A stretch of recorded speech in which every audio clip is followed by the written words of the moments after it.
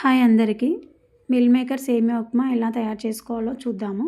దీనికోసం మిల్ మేకర్ను కొన్ని తీసుకొని హాట్ వాటర్లో వేసి ఒక 5 మినిట్స్ అట్లా నానబెట్టాలి.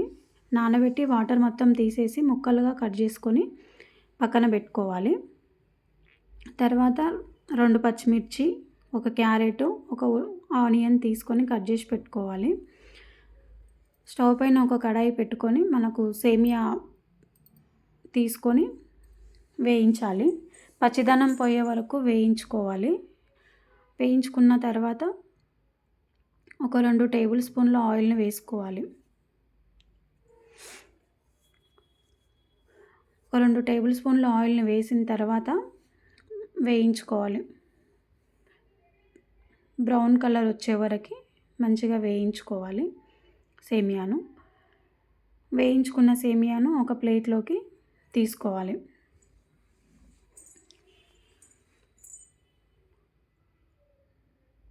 తర్వాత అదే కడాయిని స్టవ్ పైన పెట్టుకొని మరో 2-3 టేబుల్ స్పూన్ల ఆయిల్ను వేయాలి. ఆయిల్ వేడెక్కిన తర్వాత ఆవాలు, జీలకర్ర వేసుకోవాలి. ఆవాలు, జీలకర్ర వేడెక్కిన తర్వాత కొన్ని పల్లీలు వేసుకోవాలి. పల్లీలు కూడా మంచి కలర్ వచ్చిన తర్వాత మనం కట్ చేసి పెట్టుకున్న పచ్చిమిర్చి వేసుకోవాలి. పచ్చిమిర్చి కొంచెం ఆయిల్లో కొంచెం ఫ్రై అయిన తర్వాత ఆనియన్ వేసుకోవాలి.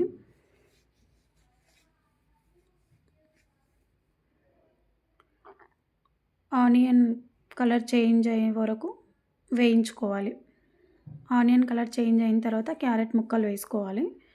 క్యారెట్ కూడా కొంచెం ఆయిల్లో పచ్చిదనం పోయే వరకు వేయించుకోవాలి. వేయించుకొని మనం పక్కన పెట్టుకున్న కట్ చేసి పెట్టుకున్న మిల్ మేకర్ ముక్కలు ఉన్నాయి కదా, అవి వేసుకోవాలి. మిల్ మేకర్ ముక్కలను ముందే వేసుకోవద్దు, ఎందుకంటే అది ఆయిల్ మొత్తం పీల్చేసుకుంటుంది. అవన్నీ ఫ్రై అయిన తర్వాత మిల్ మేకర్ ముక్కలను వేసుకొని ఫ్రై చేసుకోవాలి. ఫ్రై చేసుకున్న తర్వాత అవి మంచిగా ఫ్రై అయిన తర్వాత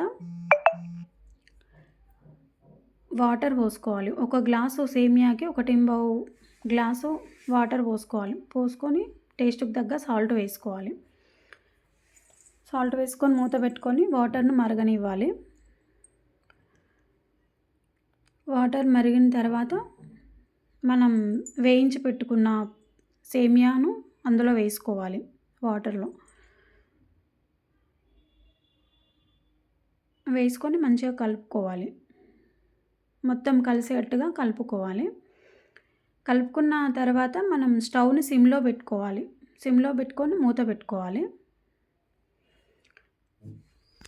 మూత పెట్టుకొని ఉడకనివ్వాలి దాన్ని. ఉడకనిచ్చిన తర్వాత మధ్యలో ఒకసారి కలుపుకోవాలి. కలుపుకొని ఒక 1 మినిట్ 2 మినిట్స్ అట్లా మూత పెట్టేసి ఉంచుకోవాలి. రెడీ అయిపోతుంది.